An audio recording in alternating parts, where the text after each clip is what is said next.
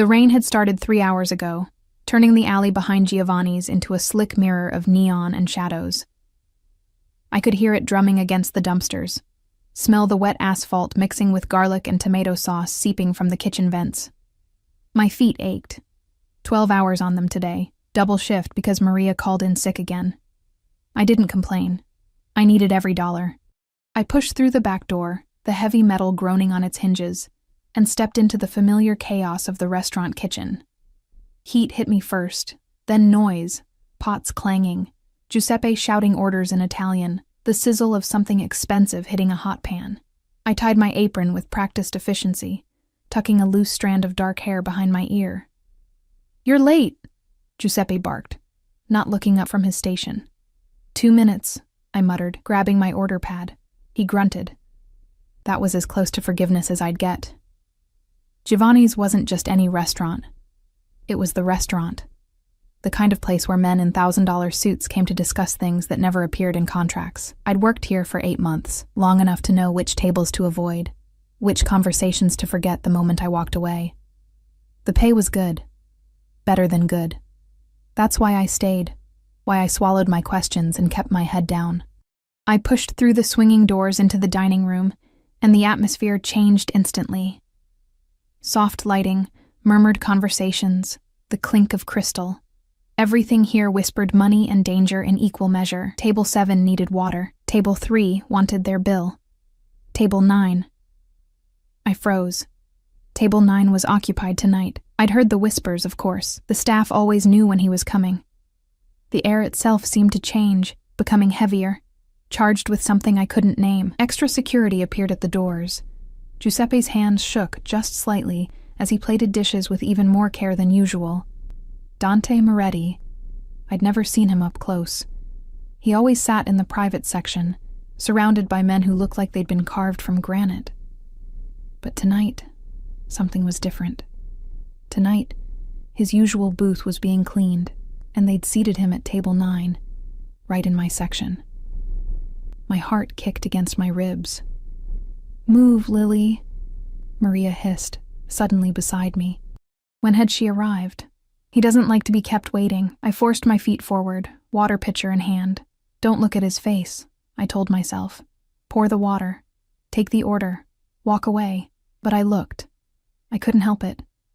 He was younger than I expected, maybe 35, though his eyes looked older. Dark hair, perfectly styled. A charcoal suit that probably cost more than 6 months of my rent. But it was his presence that struck me hardest, like standing too close to a fire. Dangerous. Consuming. 2 men flanked him, both watching the room with the cold efficiency of predators. I approached the table, my hand steadier than I felt. "Good evening. Can I start you with McKellen 25? Neat." His voice was quiet, almost soft. Somehow that made it worse. "For the table." Not a request. Never a request. Of course. I poured his water, focusing on keeping my hand from trembling. The glass filled perfectly. Small victories. As I turned to leave, one of his men, the one with a scar bisecting his left eyebrow, leaned forward. "Boss, about the shipment, not here." 2 words, barely above a whisper. The man went silent immediately. I walked away, feeling eyes on my back. Not his eyes, surely. Men like Dante Moretti didn't notice girls like me. I was furniture, part of the scenery, as invisible as the wallpaper. The next hour passed in a blur of orders and fake smiles. I brought them their scotch, the entire bottle, which Marco retrieved from the locked cabinet with reverent hands. I delivered their food, artfully arranged plates that Giuseppe himself had prepared. Through it all, I kept my eyes down, my movements efficient. But I felt him. God help me. I felt his presence like a physical thing, pulling at something deep in my chest. It was near closing time when everything changed. I was clearing table 12 when I heard it. A sound that didn't belong in Giovanni's carefully curated atmosphere. Small feet running, a child's desperate breathing. A little girl burst through the main entrance, no more than 5 years old. Her pink dress muddy and torn. Her dark curls were plastered to her face with rain, and her eyes, wide with terror, swept the restaurant frantically. "He's coming!" she screamed, her voice raw. He's coming. Please. The restaurant went silent. Even the kitchen noise seemed to dim. Then those terrified eyes found Table 9, found him, and she ran. Everyone moved at once. His security stepped forward, hands moving toward weapons I couldn't see. Giuseppe rushed from the kitchen, but the little girl was faster, driven by pure desperation. She ran straight to Dante Moretti and threw herself against his legs, tiny hands fisting in his expensive suit pants. "Uncle Dante." The words came out in gasping sobs. "He's coming! He's gonna hurt Mama! Please, Uncle Dante, you have to stop him!" The entire restaurant held its breath. I watched, frozen with my tray of dirty dishes, as something shifted in Dante Moretti's face. The cold mask cracked, just for a moment, and what I saw underneath made my throat tight. Rage. Pure, incandescent rage, but controlled, banked like coals waiting for oxygen. He stood in one fluid motion, and suddenly he seemed bigger, more dangerous than before. His hands, large, marked with scars I'd noticed when he'd signed his check, came down gently on the little girl's shoulders. "Isabella." His voice was still quiet, but there was steel underneath now. "Where's your mother?" "Home.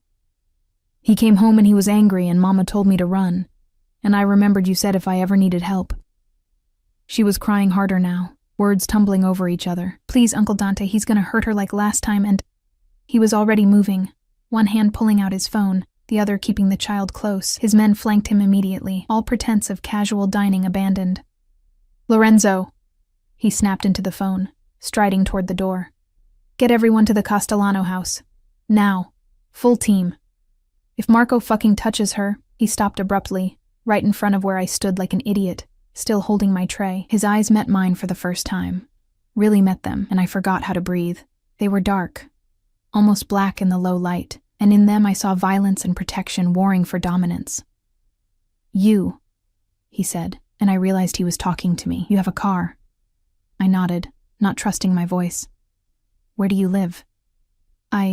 What? The question didn't make sense. Where do you live? Each word precise, controlled. Behind that control, I could feel fury building like a storm.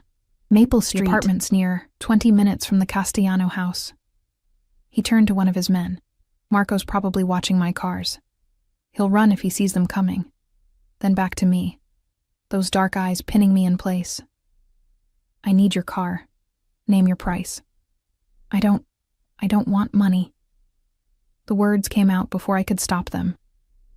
I looked at Isabella, still pressed against his side, trembling and terrified. I thought of my own childhood, of locked doors and muffled screaming. "Just help her. Please." Something flickered across his face, too quick to read. "Giuseppe," he called, not looking away from me. "She's done for the night. Paid in full, plus double." "Sir, Get your keys." Not a request. Never a request. My hands moved on autopilot, setting down the tray, untying my apron, grabbing my purse from the back. This was insane. This was dangerous. This was... "Lily Mitchell," Giuseppe said quietly as I passed him, his weathered face grave. "Be careful. They don't forget debts." I didn't understand what he meant, not then. Outside, the rain had intensified into a downpour. My car, a 15-year-old Honda with a dent in the passenger door, sat in the back lot like a joke beside the black SUVs that had materialized around us. Security everywhere now, men with earpieces and bulges under their jackets. "That one," I said, pointing with shaking hands. Dante Moretti looked at my car, then at me. For a moment, I thought I saw the corner of his mouth twitch. Amusement or disbelief, I couldn't tell. "Keys." He held out his hand. I dropped them into his palm, our fingers brushing for a heartbeat. His skin was warm, calloused. The touch sent electricity up my arm. "Lorenzo, take Isabella to the safe house. Stay with her." He lifted the little girl, and she clung to him with desperate trust. "Uncle Dante will fix this, Piccolina. I promise. You'll save Mama? Always." He kissed her forehead, then handed her to the man called Lorenzo, who held her with surprising gentleness for someone built like a tank. Then Dante turned to me, and I saw decision crystallize in his eyes. A decision I didn't understand yet, but would change everything. You're coming with me. What? No, Your car. Your keys. That makes you my responsibility until I return it. He was already moving toward my Honda, expecting me to follow. And I don't leave liabilities unattended. I'm not a liability, I protested, even as my feet carried me after him. You're a witness to family business. That makes you involved. He opened the driver's door, slid into my worn seat like he belonged there. Get in, or stand in the rain. Your choice. It wasn't a choice. We both knew it. I ran around to the passenger side, yanking open the door and throwing myself into the seat. Water dripped from my hair onto my uniform, but I barely noticed. My heart was pounding so hard I could feel it in my throat. Dante started the engine. It sputtered twice before catching, and I wanted to die of embarrassment, and pulled out of the lot with surprising ease for a man who probably hadn't driven himself anywhere in years. Seatbelt, he said quietly. I fumbled with it, my hands shaking. From cold or fear or adrenaline, I couldn't tell. We drove in tense silence for maybe 3 minutes before I found my voice. What's happening? Who's Marco? His jaw tightened. The only sign of the rage I knew was burning beneath that controlled surface. My cousin's husband. Piece of shit who thinks his fists make him strong. The words came out flat, emotionless, which somehow made them more terrifying. Isabella's father. Oh God. The last time he touched Sophia, Isabella's mother, he put her in the hospital for 3 days. His hands tightened on the steering wheel, knuckles going white. She wouldn't press charges, wouldn't leave him. Said she loved him. Maybe she's scared, I whispered, thinking of things I'd tried hard to forget. Sometimes leaving is more dangerous than staying. He glanced at me then, something sharp and assessing in that look. You sound like you know. I didn't answer. Some stories didn't need telling. We turned onto Castellano Street, and I recognized the neighborhood. Old money. Big houses set back from the road behind iron gates. Sophia had married well, at least on paper. When we get there, Dante said, his voice dropping even lower, you stay in the car. Doors locked. If anyone approaches who isn't me or one of my men, you drive away. Understand? But this isn't negotiable, Lily. The way he said my name, like he'd plucked it from the air and claimed it, made something flutter in my chest. What's about to happen? You don't want to see it. He pulled up 3 houses down, killed the engine, and sat there for a moment in the darkness, rain hammering the roof. I could see his profile in the glow of the streetlights, sharp and beautiful and deadly.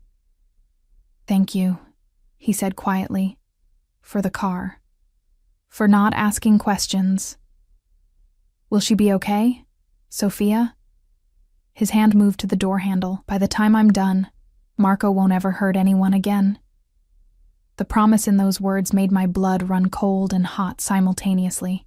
He opened the door, rain immediately soaking his expensive suit. Before he left, he turned back one more time. Lock the doors, Lily. Don't open them for anyone but me. Then he was gone, moving through the rain like a shadow, and I was alone in my car outside a house where violence was about to unfold.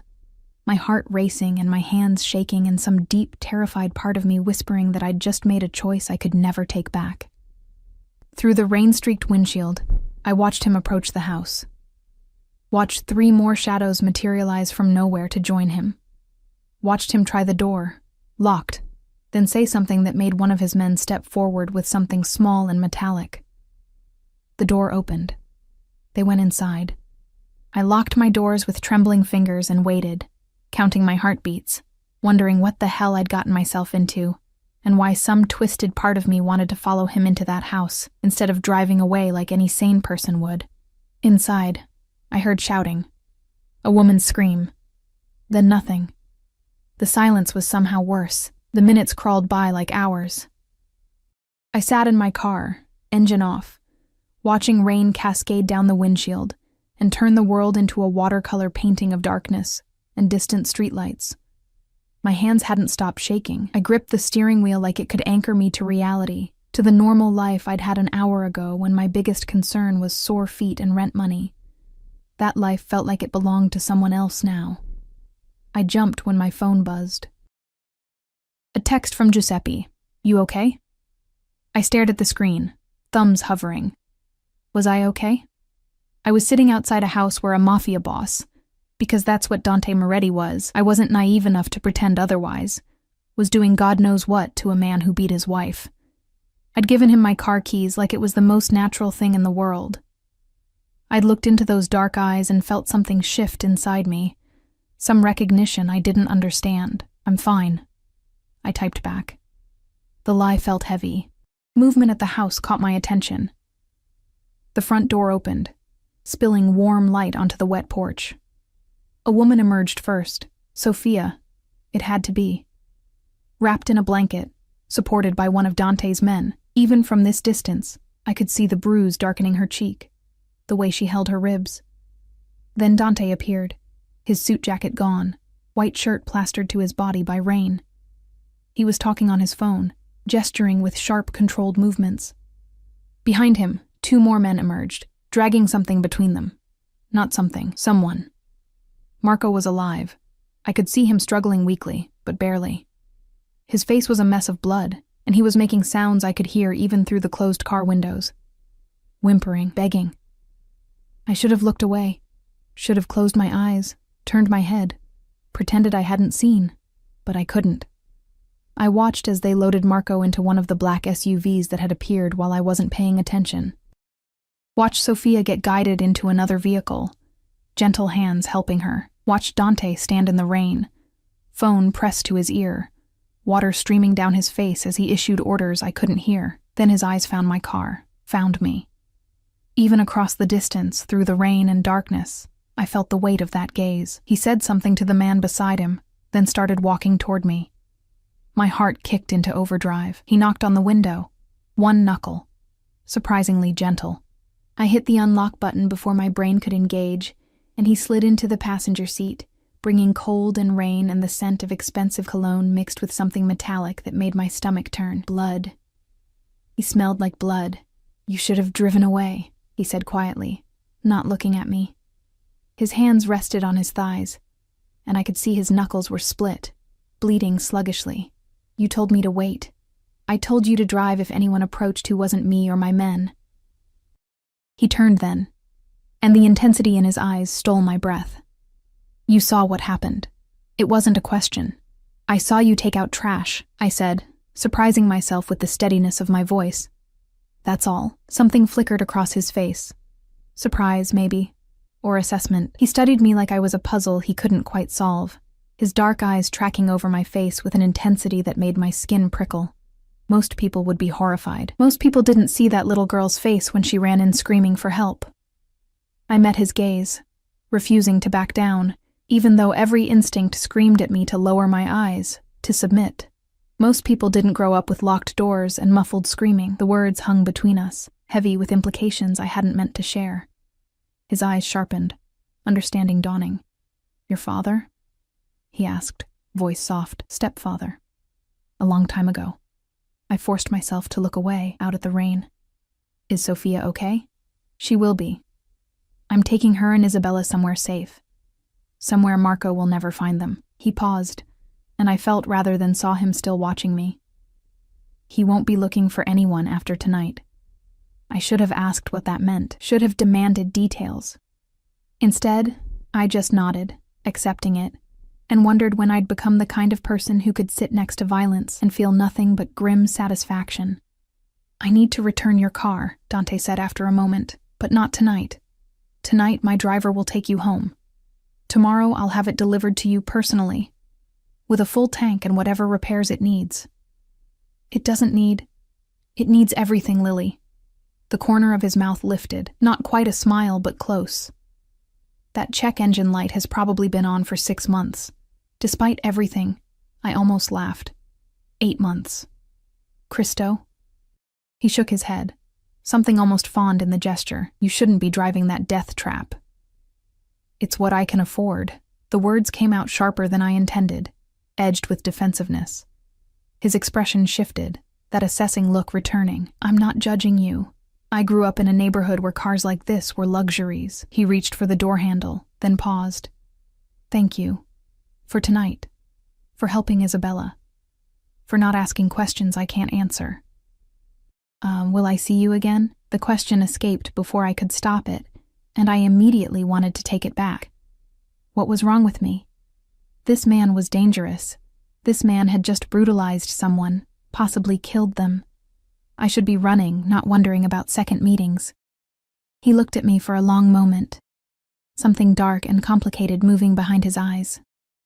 Yes, he said finally, and it sounded like a promise and a threat.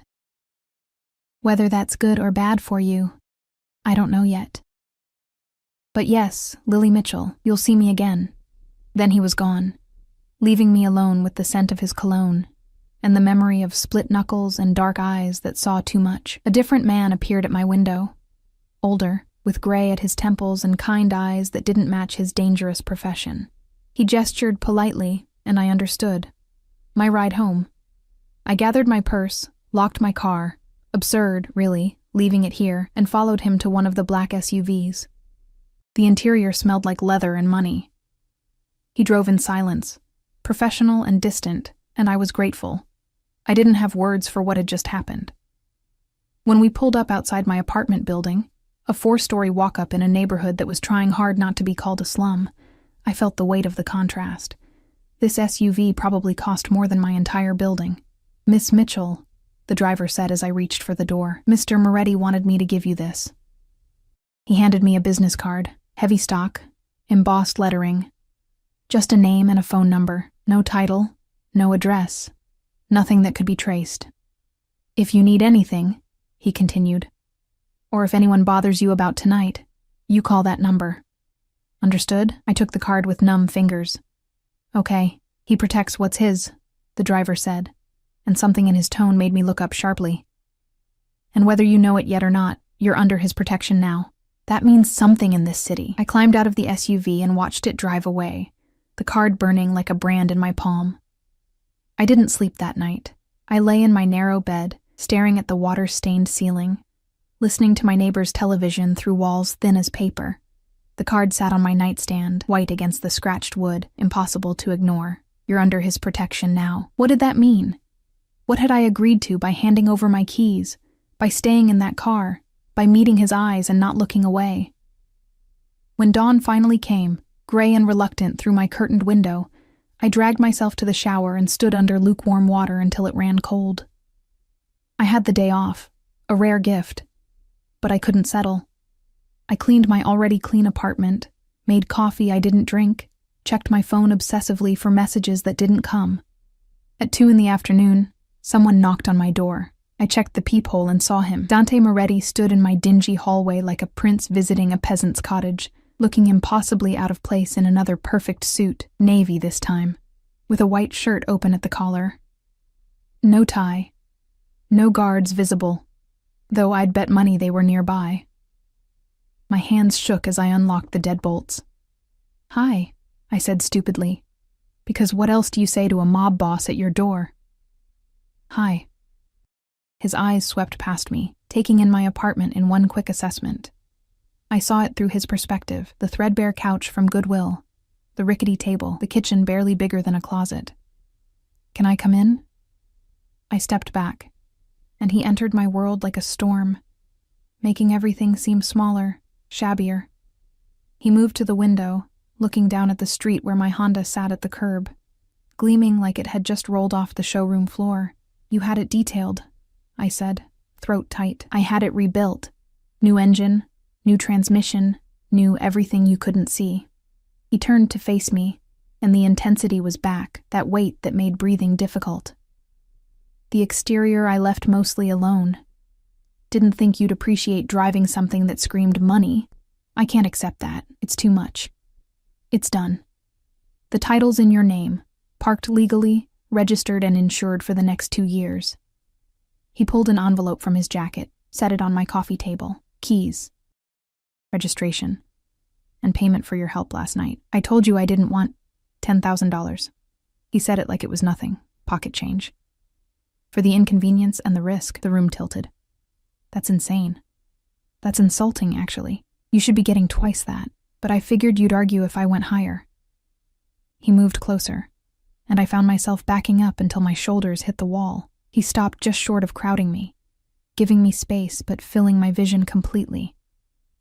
You put yourself in danger last night.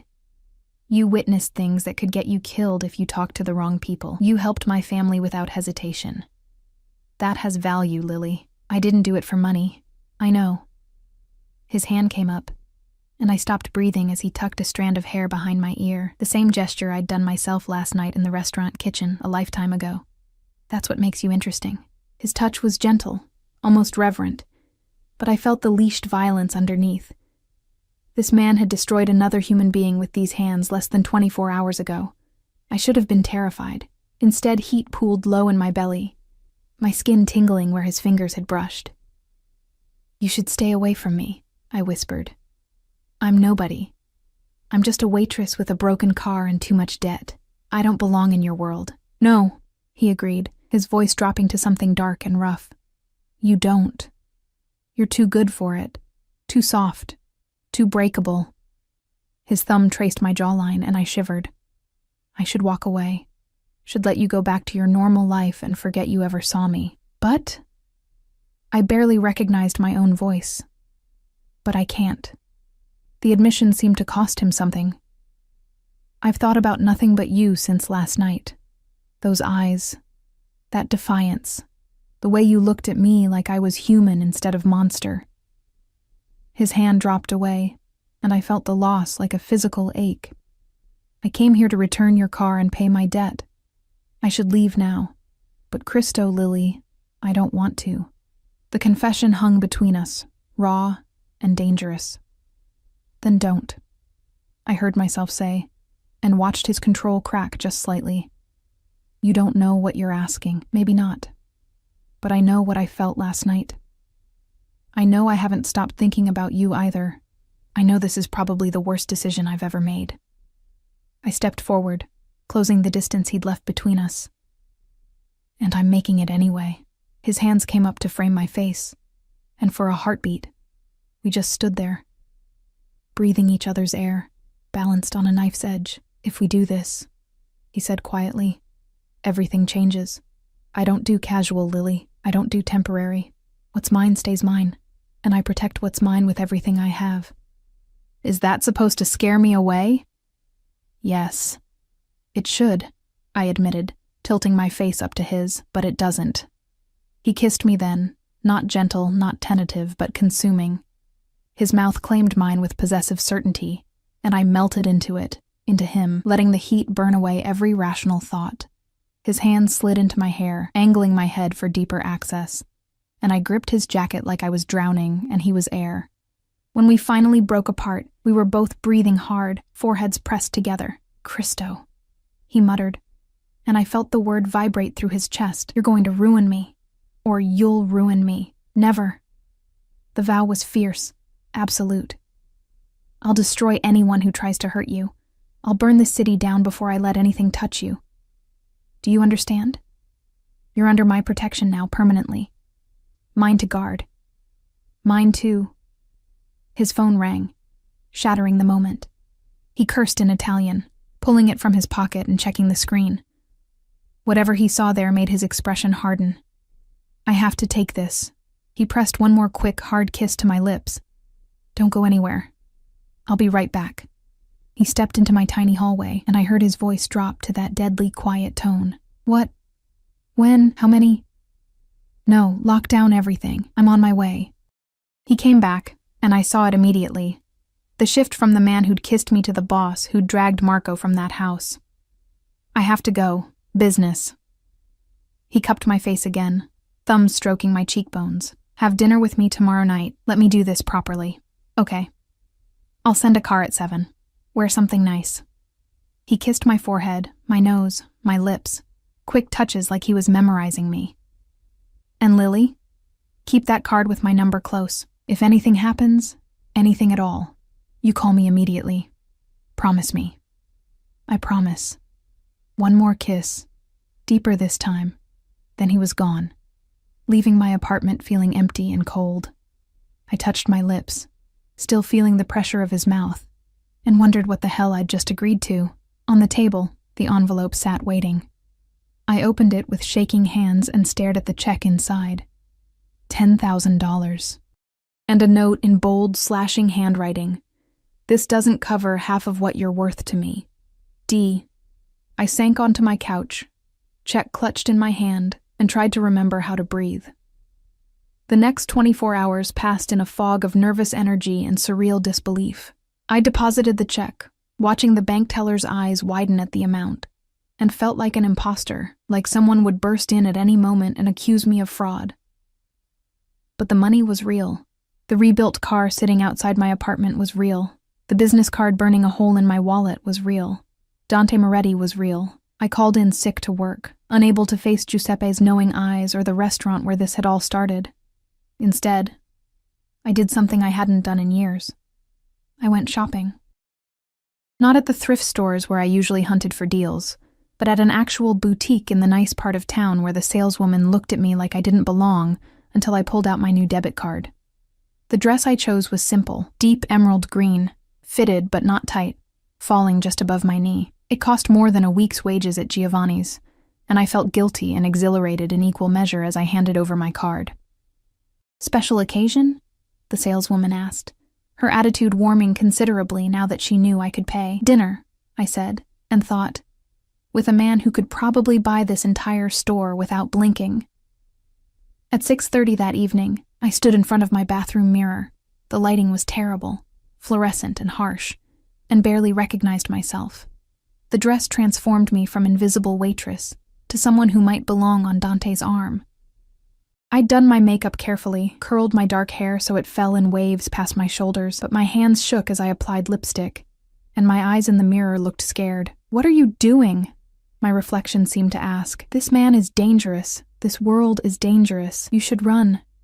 But I thought of his hands cradling my face, the way he'd looked at me like I was something precious, the fierce protectiveness in his voice when he'd said mine, and I knew I wouldn't run, couldn't run. Whatever this was between us, I needed to see it through. At exactly 7 o'clock, someone knocked. Not Dante this time, but the gray-haired driver from before. Lorenzo, I remembered. He smiled when I opened the door, something warm and almost paternal in his expression. "Miss Mitchell, you look beautiful." "Thank you." I grabbed my purse, a cheap thing that didn't match the dress, but it was all I had. Does he usually do this? Send cars for women? Lorenzo's smile faded into something more serious. "In the 15 years I've worked for Mr. Moretti, I've never once been sent to pick up a woman for a personal dinner. Business associates, yes. Family, of course. But this?" He gestured to the SUV waiting at the curb. "This is a first." I didn't know if that made me feel better or worse.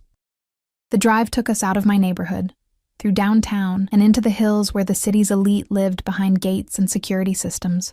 We pulled up to a restaurant I'd only seen in magazines, Celestine, the kind of place where you needed reservations months in advance and a mortgage payment just to cover appetizers. Lorenzo opened my door, offering his hand to help me out. "He's waiting inside. Private room." Of course it was private. Men like Dante didn't eat where people could watch them, could listen, could take pictures for tabloids or police files. The maitre d' was expecting me. He led me through the main dining room, all crystal and candlelight and hushed conversations, to a door in the back. He knocked twice, then opened it, and there was Dante. He stood by the window overlooking the city lights, a glass of wine in his hand, wearing a black suit that looked like sin and temptation tailored into cloth. When he turned and saw me, something blazed in his eyes that made my knees weak. "Lily." My name on his lips was a prayer and a curse. "Cristo, you're stunning. Thank you for dinner," I managed, suddenly feeling like all my careful preparation was inadequate. "This place is overpriced and pretentious." He crossed to me in 3 strides, taking my hand and pressing a kiss to my knuckles that sent heat racing through my veins. "But it's quiet and secure, and I wanted somewhere worthy of you. I'm just a waitress. I don't need—" "You are not just anything." His voice went hard, and I realized this was a point of contention for him. "Don't diminish yourself. Not to me, not to anyone." He led me to the table, pulled out my chair with old-world courtesy that seemed at odds with the violence I knew he was capable of. A waiter appeared. discreet, professional, disappearing after taking our order without really seeing us. "How was your day?" Dante asked, settling across from me, and the normalcy of the question made me laugh. "Surreal. I deposited enough money to pay off half my debts, drove a car that actually starts on the first try, and bought a dress I'll probably only wear once." I met his eyes. "How was yours?" "I dealt with a shipment problem, mediated a territorial dispute, and spent 4 hours in meetings that should have taken one." He took a sip of wine. "And thought about you constantly through all of it. The admission shouldn't have thrilled me like it did. You barely know me. I know you're brave. You ran toward danger when Isabella needed help, not away from it." He leaned forward, elbows on the table, intense focus making me feel like the only person in the world. "I know you're proud. You didn't want my money, even though you clearly need it. I know you understand violence and fear. But you're not broken by them. And I know that when I touch you, you don't flinch." Should I flinch? Most people do. They sense what I am, what I'm capable of, and something in them recoils. His eyes searched mine, but not you. "Why is that, Lily?" I thought about lying, deflecting. But something about this man demanded honesty. Because I've already seen the worst of what men can do. My stepfather made sure of that. I wrapped my hands around my wine glass, needing something to hold. He was a mean drunk who liked to use his fists. For 8 years, I watched my mother try to love him into being better. It never worked. He just got worse. Where is he now? Dead. Heart attack when I was 16. I saw something savage flash across Dante's face. Satisfaction, maybe, or regret, that he hadn't been there to make it slower.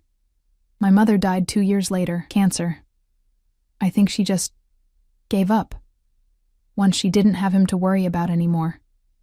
So you've been alone since you were 18. Alone is easier than being afraid in your own home. He reached across the table, capturing my hand in his. His grip was warm, solid, anchoring. "You'll never be afraid in any home of mine. I swear it on my life." The vow hung between us, weighted with meaning I was only beginning to understand. Our food arrived. Beautifully plated dishes I couldn't have named if my life depended on it.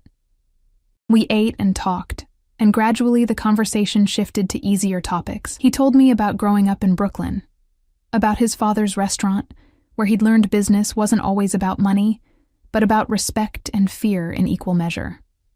I told him about the community college classes I'd been taking online, the degree in psychology I was working toward one painful course at a time. "Why psychology?" he asked, genuinely curious. "Because I want to understand why people hurt each other. Why some people become monsters and others don't, even when they have every reason to." I paused. "And maybe because I want to help people who are trapped like my mother was." "You have a good heart, Lily Mitchell." He said it like it was a wonderful and terrible thing.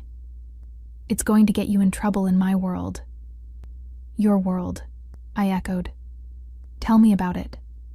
The real version, not whatever sanitized story you think I need." He studied me for a long moment, weighing something. Then he leaned back, and I saw the boss emerge, the man who commanded empires built on shadows and blood. "I run most of the organized operations in this city, protection, logistics, certain entertainment ventures. I inherited the position from my father 5 years ago, along with all the enemies and debts that came with it." His voice was matter-of-fact, no apology or pride. "It's not glamorous. It's politics and violence and constant chess games where the pieces are people's lives. I've killed men, Lily. I've ordered deaths. I've done things that would make you sick if you knew the details. And Sophia? Isabella?" His expression softened marginally.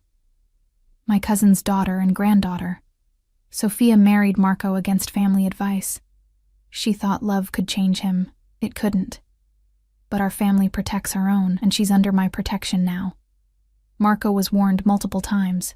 He didn't listen. What happened to him? The truth. He's alive. Barely. He's in a hospital 3 states away with a new identity, new face, and very explicit instructions about what happens if he ever comes near Sophia or Isabella again." Dante's smile was cold. He'll spend the rest of his life looking over his shoulder, remembering what happens when you touch what's mine. The possessiveness in that last word made my pulse quicken. "Why are you telling me all this? You could have lied." Made yourself seem cleaner. Because if we do this, if you choose to be part of my life, you need to know what you're getting into. I won't lie to you, Lily. I won't pretend I'm something I'm not. He leaned forward again, capturing my gaze. But I will protect you with everything I have. I will give you anything you want, and I will kill anyone who tries to hurt you. That's who I am. That's what I offer. If it's too much, if it's too dark, I'll have Lorenzo drive you home right now, and you'll never hear from me again. My throat was tight. And if I stay, then you're mine. Completely. I don't share, Lily. I don't do casual. You would be under my protection, part of my life. And that comes with dangers and luxuries in equal measure. His intensity was almost painful. I would want you to move from that apartment to somewhere safe. I would want you to let me help you finish your degree without worrying about work. I would want Christo. I would want everything. Your time, your attention, your body, your heart. Is that too much? Yes, I whispered. It's insane. It's too fast. We barely know each other. I know. He stood, moving around the table to crouch beside my chair, taking both my hands in his. But I've never felt this before. This need to possess someone so completely it terrifies me. The moment you looked at me in that restaurant, something shifted. Like recognizing something I didn't know I'd been looking for. I touched his face, feeling the slight stubble on his jaw, the heat of his skin. This is crazy. Probably. I should say no. Should run back to my safe, boring life. You should. His hands tightened on mine, but you won't. Because you feel it too, don't you? This pull between us. I did. God help me, I did. It was terrifying and exhilarating and completely insane, but I felt it. This magnetic draw toward a man who should have been my worst nightmare, but instead felt like something I'd been missing my entire life. If I say yes, I said slowly, I have conditions. Interest sparked in his eyes. Tell me. I keep working. Maybe not at Giovanni's, but I need something that's mine. I won't be kept like a pet. I saw him about to argue and pressed my fingers to his lips. I need purpose, Dante. I need to feel useful. He kissed my fingers, nodded. What else? Honesty. You don't lie to me, even when the truth is ugly. Even when you think it will hurt me. Done. Though I may not be able to tell you everything. Some things are too dangerous for you to know. I understand. I took a breath. And I want to go slow.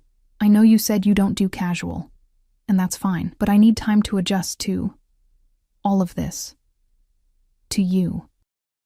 Something flickered in his expression. Disappointment, maybe, or frustration, but he nodded. How slow? I don't know. Slow enough that I don't lose myself completely. He stood, pulling me up with him, and suddenly we were pressed together, his hands on my waist, my palms flat against his chest where I could feel his heart racing. I'll give you slow, he murmured against my hair, but Lily, understand this. Every day, every hour, I'm going to be thinking about claiming you completely. About making you so thoroughly mine that you forget what life was like before me. I'll wait because you asked me to, but don't doubt for a second that I want you. All of you. Starting right now. Then he kissed me. And slow seemed like the most impossible thing in the world. His mouth was demanding, possessive. And I kissed him back with equal fervor. My fingers tangling in his hair, my body arching into his. He backed me against the wall. When had we moved? And his hand slid down to my hips, gripping hard enough to leave marks I'd feel tomorrow. A knock on the door broke us apart, both breathing hard. Cosa? Dante barked, irritation clear in his voice. Sir, I apologize. Lorenzo's voice carefully neutral. But we have a situation. Angelo called. It's urgent. Dante cursed in Italian, resting his forehead against mine. Timing is shit. I'm sorry, it's okay. Go handle your business. Come with me. It wasn't quite a request. Not to the meeting. That's too dangerous. But back to my place. Wait for me there. Please. I should have said no. Should have insisted Lorenzo take me home, back to my safe apartment and my ordinary life. But I found myself nodding, and Dante's relieved smile made my chest tight. Good. He kissed me once more, quick and hard. This isn't finished, Lily. Not by a long shot. We left through a back entrance. Of course, there was a back entrance. And climbed into the waiting SUV. Lorenzo drove in tense silence while Dante made call after call, his voice sharp with authority. I caught enough to understand something had gone wrong. Someone had overstepped, and consequences were coming. We pulled up to a building in the financial district, all glass and steel and money. The penthouse, naturally. Lorenzo rode the elevator up with us, and Dante gave him instructions in rapid Italian that I couldn't follow. The apartment was stunning, floor-to-ceiling windows overlooking the city, modern furniture that looked uncomfortable, but probably cost more than my car, art on the walls that might have been originals. But it felt cold, unlived in. More showpiece than home. Make yourself comfortable, Dante said, already moving toward what I assumed was his office. There's food in the kitchen, wine in the bar. I shouldn't be more than an hour, Dante. I caught his hand as he passed. Be careful. He looked at me like I'd said something profound, then cupped my face and kissed me with bruising intensity. No one has told me to be careful in years. They're all too afraid of me. Well, I'm not. I know. It's terrifying. He smiled, quick and genuine. Wait for me, Tesoro. I'll be back soon. Then he was gone, and I was alone in a mobster's penthouse, wondering how my life had become something out of a novel in less than 48 hours. I wandered through Dante's apartment like a ghost, afraid to touch anything, hyper-aware that I didn't belong in this world of marble countertops and designer everything. The living room opened onto a terrace, because of course it did, and I stepped outside, letting the cool night air wash over me. The city sprawled below, a carpet of lights that seemed to go on forever. Somewhere down there was my neighborhood, my tiny apartment, the life I'd built from nothing. It felt like another universe now, impossibly distant from this glass tower and the dangerous man who'd claimed it as his kingdom. My phone buzzed. A text from Giuseppe. You didn't come to work. Everything okay? I stared at the screen, trying to formulate an answer that wasn't a complete lie. Finally, I typed, I'm fine. Just needed a personal day. See you tomorrow. Except I probably wouldn't see him tomorrow. Or the day after. Something fundamental had shifted, and I couldn't go back to pretending I was just a waitress serving pasta to men in expensive suits. You look lost. I spun around to find a woman standing in the doorway, late 20s, dark hair pulled into a severe bun, wearing all black like she was dressed for a funeral or a heist. She held herself like a weapon, all controlled grace and coiled danger. I'm waiting for Dante, I stammered, instinctively taking a step back. I know who you are. Lily Mitchell, 24, works at Giovanni's, drives a rebuilt Honda, lives alone. She rattled off the facts like reading a grocery list. Born in Pennsylvania, moved here after your mother died, no criminal record, no family, no significant relationships. Her eyes, cold, assessing, swept over me. You're his new project. The word stung. I'm not a project. No? She moved onto the terrace, and I noticed she carried herself like someone trained to kill. Then what are you? His girlfriend? His lover? You think you're the first woman he's brought into this world? Jealousy flared hot and ugly in my chest. Who are you? Gabriella. I run security for the Moretti family. She leaned against the railing, and moonlight caught the gun holstered at her hip. And before you ask, no. I've never slept with him. Dante doesn't mix business and pleasure. At least he didn't until you. Why are you telling me this? Because someone needs to give you the reality check he won't. Gabriella's expression wasn't cruel exactly, but it wasn't kind either. You seem like a nice girl, Lily. Probably too nice for this life. So let me be clear. Being with Dante means you're a target. Every enemy he's ever made will see you as leverage. Every rival family will consider kidnapping you. Every cop looking to flip someone will try to use you. My hands tightened on the railing. He said he'd protect me, and he will. Dante protects what's his with psychotic devotion. She paused. But that protection comes with a price. You'll live in a gilded cage, always watched, never truly free. Every friend you make will be vetted. Every place you go will require security. Your entire life will revolve around keeping you safe from the consequences of loving him. You're trying to scare me away. I'm trying to prepare you." Gabriella's voice softened fractionally. "I've seen what happens to civilians who get pulled into this world unprepared. Some adapt, most break. The ones who break, it's not pretty. Why do you care? Because Dante's been different since he met you. Distracted. That kind of distraction gets people killed in our business." She turned to face me fully, and because despite everything, I like him. He's a good boss, treats his people fairly, has a code he actually lives by. If you're going to be part of his life, I need to know you won't be a liability. Before I could respond, I heard the elevator. Gabriella straightened immediately, her whole demeanor shifting from conversational to professional. Dante emerged onto the terrace, and I saw tension in the set of his shoulders, the tightness around his eyes. The meeting hadn't gone well. "Gabriella," he said, voice clipped. "Report? Perimeter secure. No unusual activity. Miss Mitchell and I were just getting acquainted." She glanced at me, something almost like approval in her eyes. She didn't run screaming, so that's promising. "Get out." The words were soft but absolute. Gabriella nodded and disappeared without another word, leaving us alone under the stars. Dante came to me immediately, pulling me into his arms with a desperation that surprised me. He buried his face in my hair, breathing deep, and I felt the tension slowly drain from his body. "Rough meeting?" I asked, my hands sliding up his back. "Angelo fucked up a shipment. Cost us $500,000 and pissed off our suppliers." He pulled back enough to look at me, and I saw exhaustion in those dark eyes. I had to make an example, had to show strength even though all I wanted was to be here with you. "What kind of example?" He hesitated, clearly debating how much to tell me. "Angelo's been with the family for 10 years.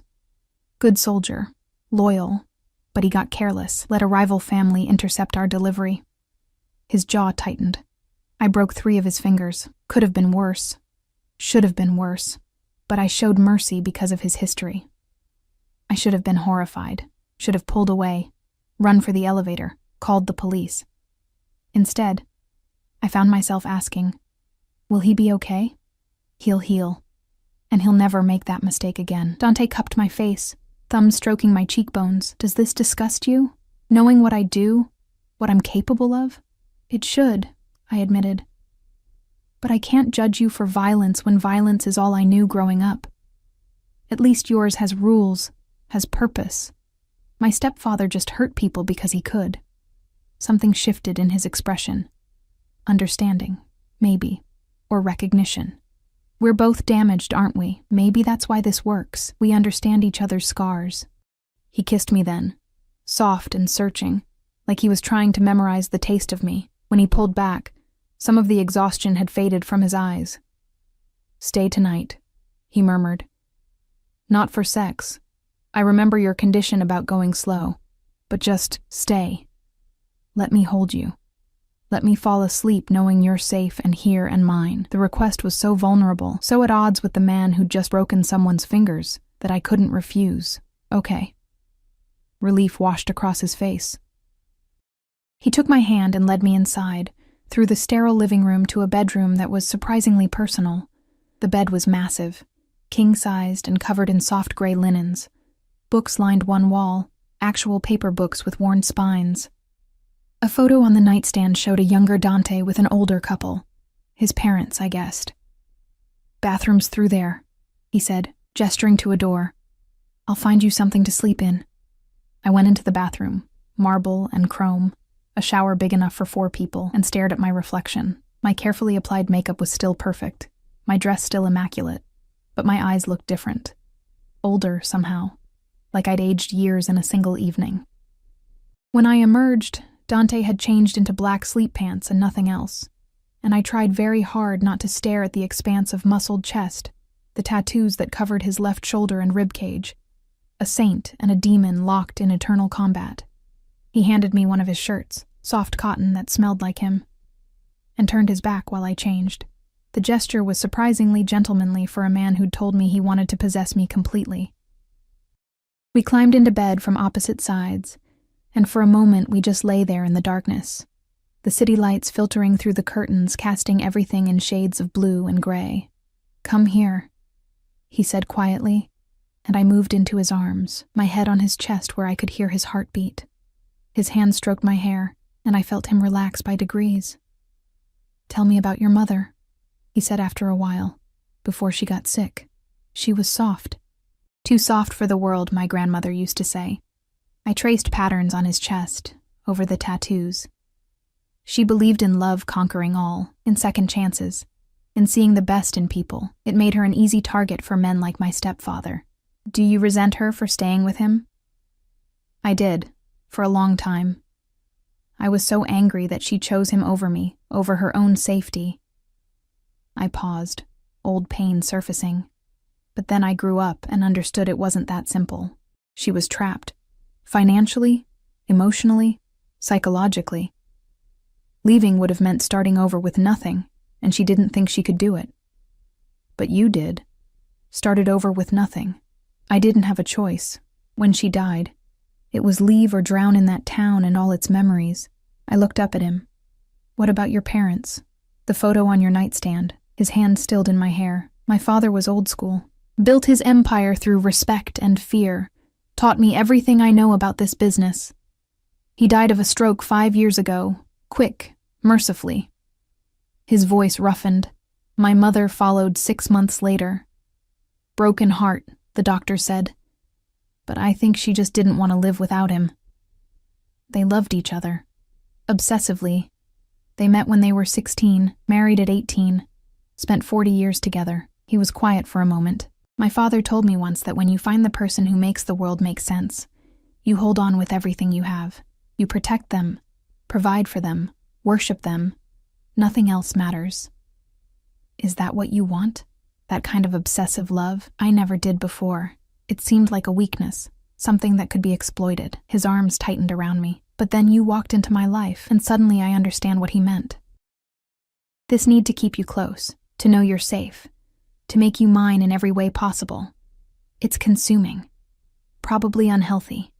Definitely dangerous. But Christo, Lily, I can't fight it." I should have been scared by the intensity in his words. Instead, I felt safe, wanted, cherished in a way I'd never experienced. "What happens now?" I whispered. "Tomorrow, next week, next month. What does this life look like? Tomorrow you move out of that apartment. I'll have my people pack your things, find you somewhere safer." He must have felt me tense because he added quickly, "Your own place, if that's what you want. But somewhere with security, somewhere I don't have to worry about every shadow. That's not going slow. That's keeping you alive." His voice went hard. "By now, word has spread that you're under my protection. That makes you valuable, which makes you a target. I won't negotiate on your safety, Lily. Not ever." I wanted to argue, to insist on my independence, but Gabriella's words echoed in my mind. "Every enemy he's ever made will see you as leverage." "Okay," I said finally. "But I pick the place, and I'm keeping my job." "Not at Giovanni's. It's too exposed, too public." Before I could protest, he continued, "But I own several legitimate businesses, art galleries, a bookstore, a coffee shop. You could work at any of them. No questions asked. That's not earning it. That's charity. It's protecting my investment." His tone was matter of fact. "You want to finish your degree? Fine. You want to work? Fine. But you do it somewhere I can keep you safe. That's the compromise, Tesoro. Take it or leave it." I recognized the finality in his voice. This was non-negotiable. "The bookstore," I said after consideration. "I like books." I felt him smile against my hair. "Done. I'll have the manager expect you Monday." We lay in comfortable silence, his heartbeat steady under my ear, his hand tracing lazy patterns on my back. I should have felt trapped, smothered by his protectiveness. Instead, I felt safe, wanted, like I'd finally found a place where I belonged. "Dante?" I said sleepily. "Thank you. For tonight. For being honest. For not pushing." He tilted my face up and kissed me, slow and deep. "Sleep, Tesoro. We have time. All the time in the world to figure this out." I drifted off in his arms, surrounded by his scent and warmth, and for the first time in years, I didn't have nightmares. 3 months passed like a fever dream. Dante kept his word. I moved into a renovated loft in a secure building, all exposed brick and high ceilings and windows that actually locked properly. He didn't push me to move in with him, though I saw the restraint it cost him every time he left my place in the morning. The bookstore job was perfect. Quiet, civilized, surrounded by stories instead of the chaos of restaurant service. My manager, an older woman named Catherine, knew exactly who'd arranged my employment, but treated me like any other employee, which I appreciated more than she knew. My life transformed in ways both obvious and subtle. I finished my degree online, the financial pressure finally lifted. I made new friends, carefully vetted by Gabriella, though she tried to be subtle about it. I learned to recognize the security that always shadowed me, to accept that privacy was a luxury I'd traded for safety, and Dante was everything. Intense, possessive, surprisingly tender. We had dinner together most nights, either at his place or mine. He taught me about his world in careful increments, the politics, the alliances, the unspoken rules that kept the peace. I met his inner circle, Gabriella, who'd become something like a friend, Angelo, whose healing fingers testified to Dante's mercy and brutality in equal measure, Marco, his cousin, who treated me with careful respect. We went slow, as I'd requested. Dante courted me with a single-minded focus that was both thrilling and terrifying. Flowers appeared at my apartment weekly. He remembered every small detail I mentioned, my favorite coffee order, the author whose new book I was anticipating, the childhood memories that still made me smile. He kissed me breathless but never pushed for more, though I could feel the leashed desire in every touch, every heated look. I was falling in love with him, had probably been falling since that first night. But now it was undeniable, consuming. The kind of love that rewrote everything I thought I knew about myself. It was a Saturday morning when everything changed again. I was working at the bookstore, shelving new arrivals in the fiction section, when the door chimed. I looked up automatically, prepared to offer my usual greeting, and froze. The man who entered was everything Dante wasn't. Blonde where Dante was dark, slight where Dante was powerful, expensively casual where Dante was lethally elegant, but his eyes held the same calculation, the same predatory awareness. "Lily Mitchell?" he said, his accent placing him as old money New England. Every instinct screamed danger. "I'm sorry, can I help you find something?" "I think you can." He moved closer, and I noticed 2 men flanking him, security, just like Dante's. "My name is James Castellano. I believe you know my sister, Sophia." The world tilted. Castellano, Isabella's last name. This was Sophia's brother, which meant, "You're Marco's brother-in-law." The words came out flat. Was. Marco no longer in the picture, thanks to your boyfriend. His smile didn't reach his eyes. "I'm here because we have a mutual problem, Miss Mitchell. Dante Moretti has overstepped, and I need your help correcting the situation." "I don't know what you're talking about." My hand moved subtly toward the panic button Catherine had installed under the counter, connected directly to Gabriella's phone. "Don't!" James's voice sharpened. "I'm not here to hurt you. I'm here to make you an offer. A way out of the life Dante's trapped you in. He hasn't trapped me in anything, hasn't he? You moved from your home, changed your job, accepted his protection. You're isolated from everyone you knew before him, surrounded by his people, living in an apartment he pays for." James leaned against the counter, casual but threatening. "That's not love, Miss Mitchell. That's possession. And I can free you from it. I don't want to be freed. Even knowing what he is? What he's done?" James pulled out his phone, scrolled through something, then turned the screen toward me. "This is what Dante Moretti did to my brother-in-law. Look at it." I didn't want to, but my eyes dropped automatically. The photo showed a man, barely recognizable as human, bruised and broken and barely alive. My stomach churned. "Marco was a piece of shit who beat his wife," I said, forcing steel into my voice. "This is what happens to men who hurt women in Dante's world, is it?" James's smile turned cold. "Or is this what happens to anyone who crosses the great Dante Moretti? How long until you disappoint him, Lily?" How long until you become inconvenient? Get out. My hand finally hit the panic button. Get out of my store right now. I'm trying to save you. She told you to leave. Dante's voice cut through the tension like a blade. He stood in the doorway, backlit by morning sun, and he looked like violence personified. Gabriella flanked him on one side, Angelo on the other, both armed and ready. James straightened, but he didn't look afraid. Moretti, how predictable. Come running the moment your pet is threatened.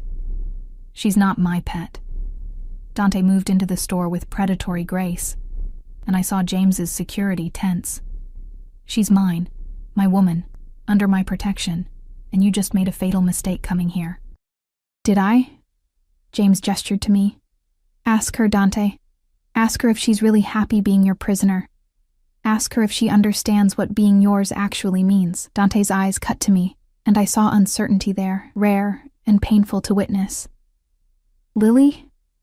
This was it, the moment of choice. I could walk away, take James's offer of freedom, return to my small life without danger or darkness. I could be safe. Or I could choose the man who'd shown me that safety wasn't the same as living. I'm exactly where I want to be, I said clearly, moving from behind the counter to stand beside Dante, and you need to leave. Now. Relief and possessive triumph flashed across Dante's face. His arm came around my waist, pulling me close. James's expression darkened. You're making a mistake. When this ends badly, and it will, don't say I didn't warn you. It won't end badly, Dante said, his voice dropping to that deadly quiet. Because if you or anyone from the Castellano family comes near her again, I'll burn your entire organization to the ground. Sophia is under my protection because Marco failed as a husband and you failed as a brother. Isabella is safe because I made it so. You have no leverage here, James. No power, just a lot of misplaced anger that you're about to swallow, or I'll help you choke on it. The standoff stretched for endless seconds. Then James smiled, cold, calculating, dangerous. We'll see, Moretti. The city is changing, your time is ending. He headed for the door, pausing in the threshold. And Miss Mitchell? When this falls apart, don't come looking for my help. You chose your cage. You can die in it.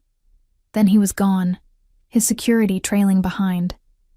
And I released a breath I didn't know I'd been holding. Are you all right? Dante turned me to face him, hands framing my face, eyes searching mine with desperate intensity. Did he hurt you? Touch you? I'm fine. He just talked. My hands covered his, and I felt them trembling slightly. Dante, what was that about? Why would he come here? Because I humiliated his family when I dealt with Marco. Because he sees you as my weakness. His jaw tightened. He's not wrong. You are my weakness, Lily, my only one. And that makes you invaluable to my enemies. Then maybe we should... No. The word was absolute. Don't even suggest walking away. I can't. I won't. Ince. He pulled me against his chest, and I felt his heart racing. Cristo. When Gabriella called and said James was here, I thought I'd lose you. You won't lose me. I looked up at him, seeing past the dangerous boss to the man underneath. I chose you, Dante. In front of him. In front of everyone. I chose this life. Chose you. And I'm not running. Something broke in his expression, relief, and love, and desperate need all tangled together. He kissed me there in the bookstore, in front of Gabriella and Angelo and anyone who might be watching.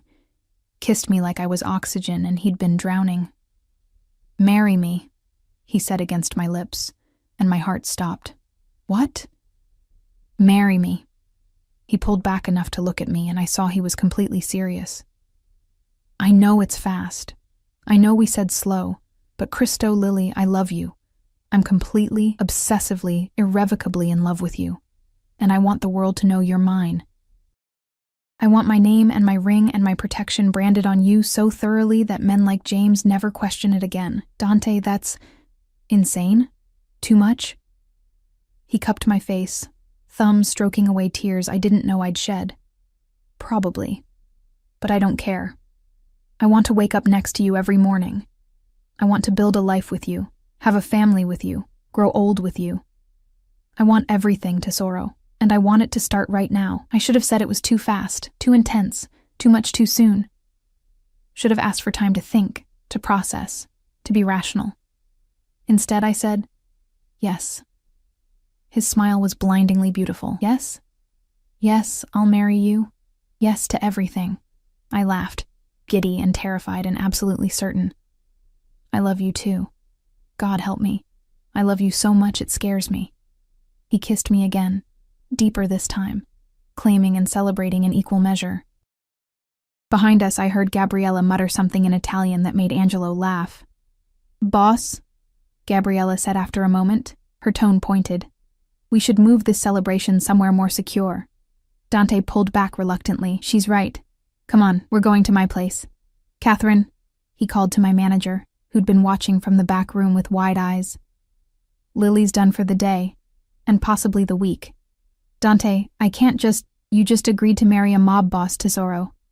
Your life is about to change significantly. His grin was wicked. Might as well start now. The wedding happened 2 weeks later. Small, intimate, just family and close associates in the garden of Dante's estate. A property I hadn't even known he owned until he took me there to plan the ceremony. Sophia and Isabella came, both glowing and healthy and safe. Gabriella stood as my maid of honor, which seemed absurd until I realized she'd become one of my closest friends. Angelo gave me away, which made both of us cry. I wore a simple white dress, elegant, understated, nothing like the elaborate gowns I'd seen in magazines. Dante wore a black suit that made him look like sin incarnate when he slid the ring onto my finger, a simple platinum band with a single diamond. I felt the weight of the promise it represented. I'm going to love you until my last breath, he vowed, his voice low enough that only I could hear. I'm going to protect you, worship you, give you everything I have. You're my wife now, Lily, my partner, my equal, my everything. And you're mine, I said, meaning it with every cell of my body, my husband, my protector, my home. We kissed to applause and whistles, and I felt complete in a way I'd never experienced.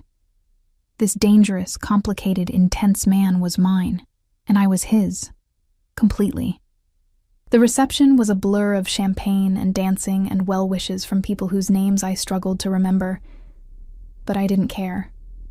I only had eyes for Dante, who never left my side, who touched me constantly like he needed to reassure himself I was real. Late in the evening, we slipped away from the party, up to the master bedroom of his estate. Our estate now, he'd insisted. Floor-to-ceiling windows overlooked the garden, where fairy lights twinkled like fallen stars. I have something for you, Dante said, pulling a folder from his desk. Wedding present. I opened it, confused, and found legal documents. It took me a moment to understand what I was looking at. This is the deed to a women's shelter. I looked up at him, tears blurring my vision. Dante, this is yours, fully funded, staffed, ready to open next month. He came to me, brushing away my tears with gentle thumbs. You said you wanted to help women like your mother. Women trapped in situations they can't escape. So now you can. This is your purpose, Tesoro, your project. Your way of making the world a little less dark. I couldn't speak, could only throw my arms around him and hold on tight, overwhelmed by the depth of understanding in this gesture. I love you, I managed finally. God, Dante, I love you so much. Show me, he said, voice going dark and heated. We've gone slow long enough, Tesoro. Show me how much you love me. So I did. I kissed him with all the love and passion and desperate need I'd been holding back for months.